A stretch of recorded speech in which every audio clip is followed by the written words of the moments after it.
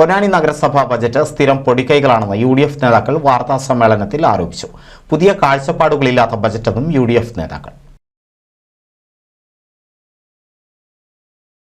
കഴിഞ്ഞ ദിവസം അവതരിപ്പിച്ച പൊന്നാനി നഗരസഭാ ബജറ്റ് നഗരവാസികളെ പരിഹസിക്കുകയും നിരാശരാക്കുകയും ചെയ്യുന്ന തട്ടിക്കൂട്ട് ബജറ്റാണെന്നാണ് UDF ആരോപണം. അടിസ്ഥാന പ്രശ്നങ്ങളെയൊന്നും ബജറ്റ് പരിഗണിച്ചില്ല. മത്സ്യമേഖലയെ പൂർണ്ണമായും അവഗണിച്ചു. 6 വരിയിൽ മാത്രം ഒതുങ്ങുന്ന പ്രഖ്യാപനങ്ങൾ മാത്രമാണ് മത്സ്യമേഖലയിലുള്ളത്. കാർഷിക കായിക മേഖലയെ പൂർണ്ണമായും അവഗണിച്ചു. പൊന്നാനിയുടെ ഏറെക്കാലത്തെ ആവശ്യവും പ്രധാന പ്രശ്നവുമായ അറവുശാല, മത്സ്യമാംസ മാർക്കറ്റ് എന്നിവയെക്കുറിച്ച് യാതൊരു പരാമർശവും ബജറ്റിലില്ല.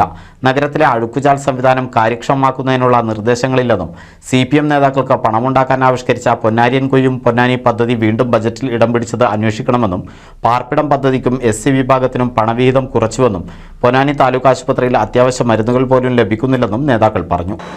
ഒരു തട്ടിക്കൂട്ട് ബജറ്റ് എന്നതിനപ്പുറത്തേക്ക് പൊന്നാനിയുടെ അടിസ്ഥാന പ്രശ്നങ്ങളെ ഒന്ന് പരിഗണിക്കുക പോലും ചെയ്യാത്ത ബജറ്റാണ് നഗരസഭ അവതരിപ്പിച്ചിട്ടുള്ളത്. നമുക്കറിയാം, പൊന്നാനിയുടെ ഏറ്റവും അടിസ്ഥാന വ്യവസായം എന്ന് പറയുന്നത് പൊന്നാനിയുടെ മത്സ്യമേഖലയാണ്. ആ മത്സ്യമേഖലയെ പാടെ അവഗണിച്ചു എന്ന് മാത്രമല്ല, മത്സ്യമേഖലക്കായി ബജറ്റിൽ 6 വരിയിൽ ഒതുങ്ങുന്ന പ്രഖ്യാപനങ്ങൾ മാത്രമാണ് ഉണ്ടായിട്ടുള്ളത്. ഇതാണ് പൊന്നാനി നഗരസഭ അവതരിപ്പിച്ച ബജറ്റ് പ്രഖ്യാപനം എന്ന് പറയുന്നത്.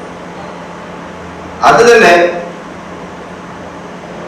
പേജുകളുടെ എണ്ണം കൂട്ടാൻ വേണ്ടി കോളം വരയ്ക്കുകയും സ്പേസ് കൂട്ടുകയും ഫോണ്ട് വലുതാക്കുകയും ചെയ്തുകൊണ്ട് ഈ 6 പേപ്പറിൽ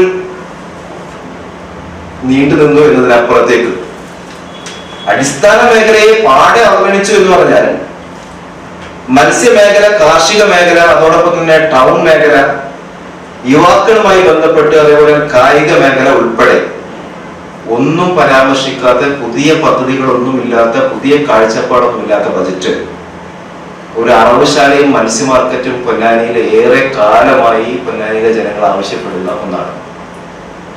അതുമായി ബന്ധപ്പെട്ട് ഒന്നും തന്നെ പ്രഖ്യാപനങ്ങളൊന്നും തന്നെ ഇല്ല.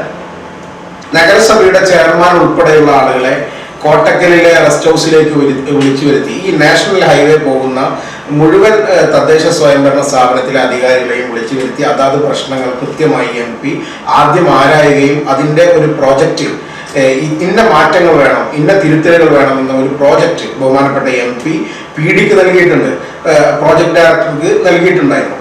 പൊന്നാനി നഗരസഭ ആ വിഷയത്തിൽ വളരെ നിഷ്ക്രിയമായിട്ടുള്ള സമീപനമാണ് ആദ്യഘട്ടത്തിൽ സ്വീകരിച്ചത്. നഗരസഭയുടെ നിരുത്തരവാദ സമീപനം മൂലം ദേശീയപാത നിർമ്മാണത്തിന്റെ ഭാഗമായുള്ള ഫൂട്ടർ ഓവർ ബ്രിഡ്ജ് നിർമ്മാണത്തിന് സ്ഥലം ഏറ്റെടുക്കാൻ പോലും നഗരസഭ തയ്യാറായില്ലെന്നും നേതാക്കൾ കൂട്ടിച്ചേർത്തു. വാർത്താ സമ്മേളനത്തിൽ UDF നേതാക്കളായ U Muneeb, K Jayaprakashan, Nabeel നൈതലൂർ, Kunjumon Haji, Farhan BM എന്നിവർ പങ്കെടുത്തു. NCV news Ponnani.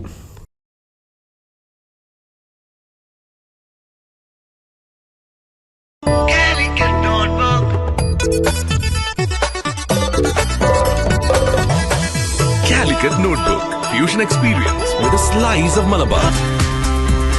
Forum Center Mall, Edappal, Malappuram. We are also at Abu Dhabi, Dubai, Sharjah, Ajman, Qatar and Kochi.